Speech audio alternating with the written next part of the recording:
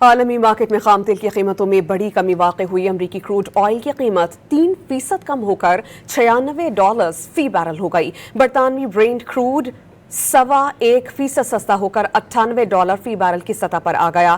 گزشتہ روز امریکی crude oil 8.4% اضافے سے $104 فی بیرل ہو گیا تھا۔ برطانوی برینٹ کروڈ $102 کی سطح پر ٹریڈ کر رہا تھا۔ عالمی مارکیٹ میں خام تیل کی قیمتوں میں بڑی کمی واقع ہوئی۔ امریکی کروڈ آئل کی قیمت 3% کم ہو کر $96 فی بیرل ہو گئی۔ برطانوی برینٹ کروڈ 1.25% سستا ہو کر $98 فی بیرل کی سطح پر آ گیا۔ گزشتہ روز امریکی کروڈ آئل 8.4% اضافے سے $104 فی بیرل ہو گیا تھا۔ برطانوی برینٹ کروڈ $102 کی سطح پر ٹریڈ کر رہا تھا۔